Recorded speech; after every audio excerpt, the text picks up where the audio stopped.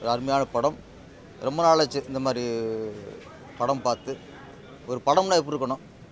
சமீபத்தில் நிறையா ஒரு திரைக்கதை சரியில்லாத படம் நிறையா வந்துருந்துச்சு. அந்த நேரத்தில் ஒரு கரெக்டான கதை, கரெக்டான திரைக்கதை, சரியான வசனம், அப்புறம் நல்ல மெசேஜ் அதிகாரங்கிறது யாருக்கு பயன்படணும்? ஓகே தான். அதிகாரங்கிறது எளியவர்களுக்கானது, எளியவருக்கு பயன்படணும். அதை இயக்குனர் சொல்லியிருக்காரு. இயக்குனர் சுரேஷ் ராஜகுமாரி அவருக்கு ஃபஸ்ட்டு படம். நான் ஃபஸ்ட்டு படம் மாதிரியே தெரில, அவ்வளவு நேர்த்தியாக பண்ணியிருக்காரு. விக்ரம் பிரபு அவர் போலீஸ்காரர் நடிச்சிருக்காரு, ரொம்ப அற்புதமாக பண்ணியிருக்காரு. அதே மாதிரி ப்ரொடியூசர் லலித் சார், ஒரு பையன்தான்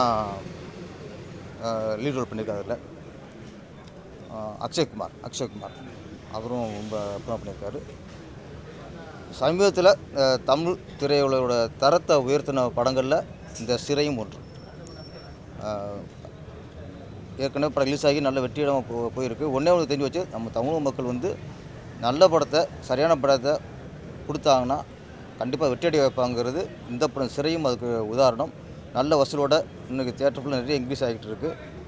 நிறைய மக்கள் பாராட்டுக்கள். எங்கே போனாலும் சிறையை பார்த்துக்கலான்னு நம்மளை கேட்குறாங்க. அந்தளவுக்கு மக்கள் மத்தியிலையும் சிறையோட அந்த படத்தை பற்றி நல்ல விஷயம் போய் சேர்ந்துருக்கு. மீடியாக்கள் நீங்களும் கொண்டு சேர்க்கணும். ஏன்னா இந்த மாதிரி சின்ன படங்கள் வெற்றி அடைஞ்சா தான் சினிமாவுக்கு ஆரோக்கியமாக இருக்கும். ஏன்னா சிறு படங்கள் தான் ஒரு தரத்தை உயர்த்தும்.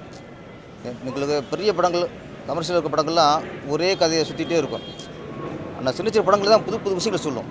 நல்ல ஒரு புரட்சிகரமான கருத்துக்களை சொல்கிறது, புது விஷயங்களை சொல்கிறது, வித்தியாசமான விஷயங்களை சொல்கிறது, அத்தியாவசிய விஷயங்கள் சொல்கிறது எல்லாமே சிறிய படங்கள் தான். நம்மள அந்த சிறிய மாதிரி சிறிய படங்கள் வெற்றி நம்ம தமிழ் திரையுலகுக்கு இன்னும் தூக்கி நிறுத்துது. சமயத்தில் நிறையா நம்மளே படம் சரியில்லையே, சரி எதுவும் ஓடலையே அப்படின்னு ஒரு குறை இருந்துச்சு. அந்த குறையை நீக்கின படம் அந்த சிறை. எல்லா இடத்தையும் வெற்றி அடைஞ்சிருக்கு. இந்த படம் இன்னும் மிகப்பெரிய வெற்றியடைய வாழ்த்துக்கள். நன்றி, வணக்கம்.